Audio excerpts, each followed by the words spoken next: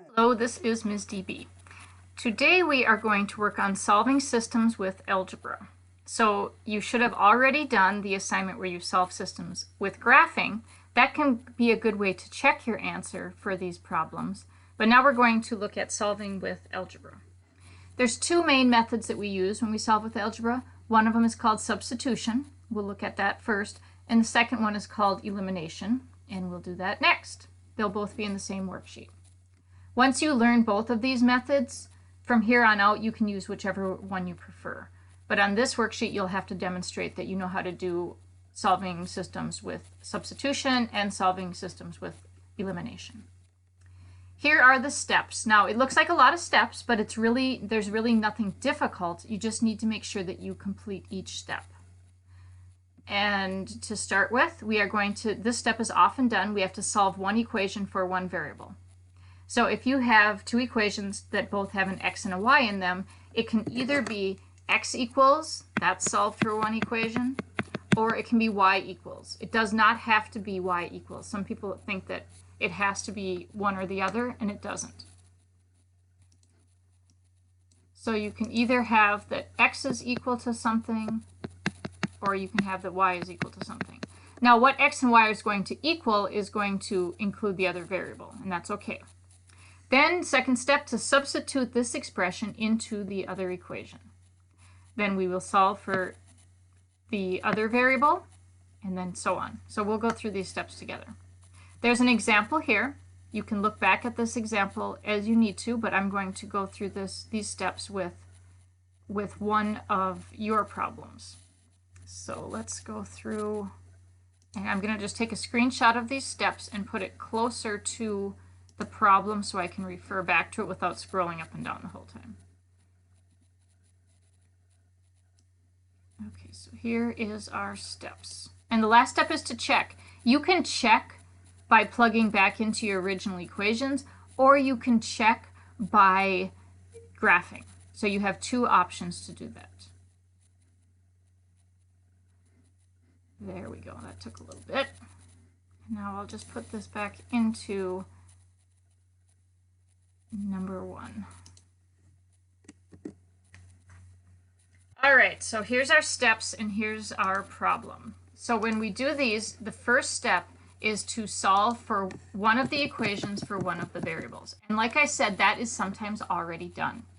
It's already done in number one. And the reason that I know it's already done is because I can see that we have y is equal to, I don't know why, y is equal to 2x minus 5. So what is y equal to? Y is equal to, I'm going to put it in parentheses, 2x minus 5. That's what y equals, 2x minus 5. That means in the other equation, wherever I see a y, I can replace it with what it's equal to. And what's it equal to? It's equal to 2x minus 5. So I'm going to start writing the second equation. So the second equation is 3x plus y. But I'm not going to write y. Instead of writing y, I'm going to replace y with what it's equal to. I can even put the parentheses around it. 2x minus 5. That's what y equals.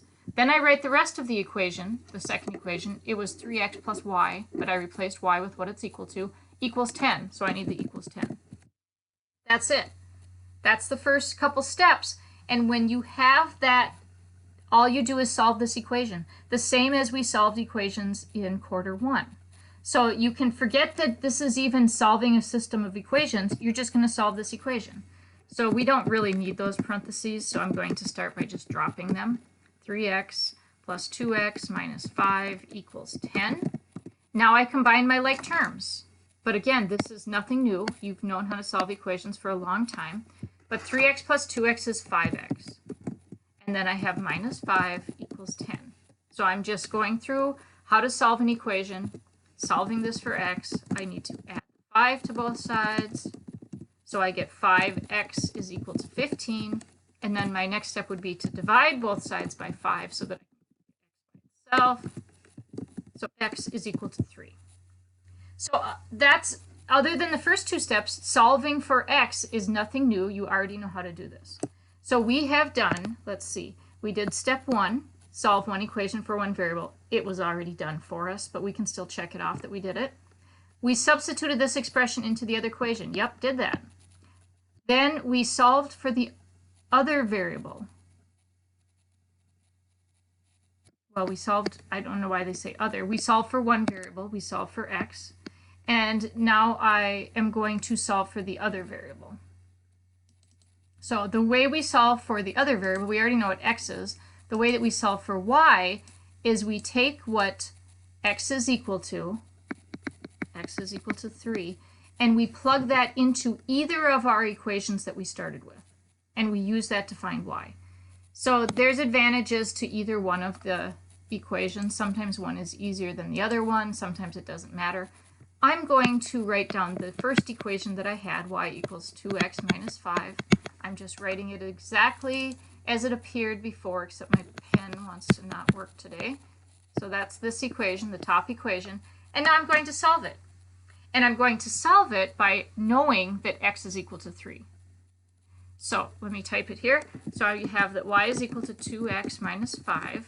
But I know what x is equal to. So instead of x, I'm going to put what x is equal to, which is 3. And then I just solve this to find what y is equal to. 2 times 3 is 6. 6 minus 5 is 1.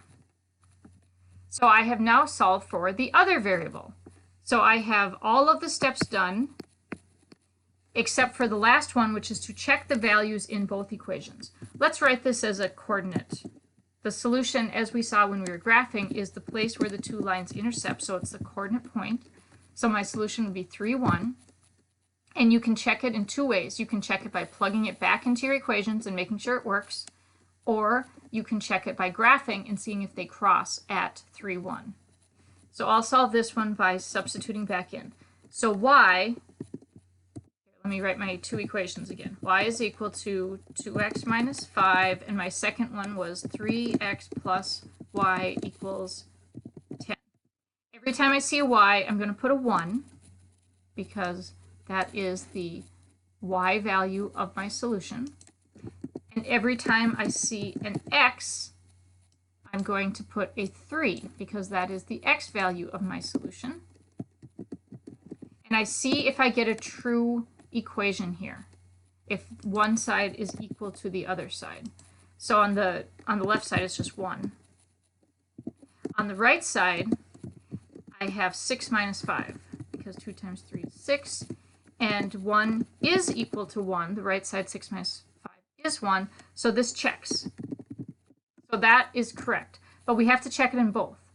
The other equation was 3x plus y equals 10. I somehow... So I have to check it in the second equation. 3x plus y equals 10. So 3 times x, but x is equal to 3, plus y, and y is equal to 1, is supposed to equal 10. And now we have to check and see if it does. 3 times 3 is 9, plus 1. It's true. 10 does equal 10, so it checks as well. So that means that this is indeed our solution. And we know that because we checked it. So that's where these two lines would cross. That's how you solve with substitution. There are more problems to do. Number 3, first step is already done. We have y is equal to x minus 19.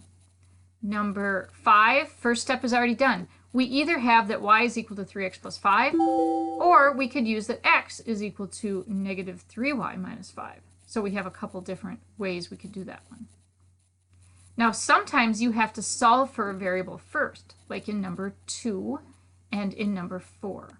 So you can see in both of these, we don't have the first step done. The first step, again, is to solve one equation for one variable.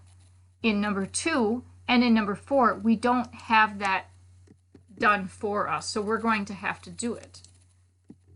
So there's some hints on number 4. It says when you solve the top equation for y, you will get da da da da da. So let's do number 4. It's a little bit more work than the other one that we just did. We'll get this one started and then I'll let you finish it up. Here's the steps again. I'm just going to leave them there so I can refer back. So the first step is to solve one equation for one variable. You can pick to either solve the top equation or the bottom equation. And once you pick, you have to pick whether you want to solve it for x or for y. It is best if you pick one that does not have a number in front of the x or y. So it looks like number 4 is going to be a little bit easier to solve the top equation for y. The only thing is there's a minus sign in front of the y, so that's a little bit that we'll have to work with. So I'm going to solve for y. We did this in quarter 1 as well. I'm going to start by subtracting 2x from both sides so that I just have y on the left side. But I don't actually just have y. I have minus y, which becomes negative y, equals 2 minus 2x. I can't combine those because they're not like terms. 2 does not have an x. The other one does. So you just write 2 minus 2x. Now I'm going to rewrite this with a 1 in front of it so I'm a little bit clearer about what I need to do next, because I don't have y by itself yet. I have negative y or negative 1y. I need just y, so I can divide every term by negative 1. So I'm going to divide the left side by negative 1, and on the right side I have 2 terms, and they both need to be divided by negative 1. Every term has to be divided by negative 1 to undo that negative. So let's see what we got. We got negative 1y divided by negative 1. That cancels, and I'm just left with y, because the negative 1 would cancel with the negative 1. On the right side, I have 2 divided by negative 1. That would be negative 2. And then I have negative 2x over negative 1. So the negative over the negative cancels and is a positive. So this will be a plus. And then 2x over 1 is the same as just 2x. Because 2 divided by 1 is 2. So now I know what y is equal to. Y is equal to negative 2 plus 2x. That's what y is equal to. Now I'm going to rewrite the other equation, the second equation, the one that I haven't changed at all yet. 3x minus 2y equals 11. That's just right up here from the original problem. I have 3x minus 2y equals 11, but I now know what y is equal to. Y is equal to negative 2 plus 2x. So wherever I see a y, I'm going to replace it with negative 2 plus 2x. Let me put parentheses around this so I don't forget to do that when I replace it. So I start typing the second equation, 3x minus 2, and then I see a y and I stop and say, but I know what y is equal to. Y is equal to negative 2 plus 2x. So I replace y with what it's equal to. And then I finish typing the rest of the equation, which was equals 11. Now I'm all done with that whole substitution part, and I just have an equation to solve. And this equation I solve the same as we solved equations way back in quarter 1. I have to use the distributive property here. So you'll have negative 2 times negative 2, which will be a plus 4. And then I have negative 2 times 2x, would be minus 4x, equals 11. And then the next step would be to combine my like terms. I'm going to rewrite them next to each other so I don't make a mistake with that negative. So you have 3x minus 4x. That's not 7x. That's negative 1x. Remember that the signs in front of a term go with it. And you keep going until you find out what x is equal to. Once you know what x is equal to, you go back to one of the original equations. You put the value of x in where you see an x, and then you solve the equation for y. So there's a little bit more work to do once you find out what x is equal to. So I'll let you finish that one. And number 2 is similar in that you first have to solve one of the equations for either x or for y. I would suggest solving the second equation for x. That would be the easiest way to do this one. All right, so once you've practiced the solving with substitution problems, you're going to look at solving with elimination. And I am going to make a separate video about solving with elimination.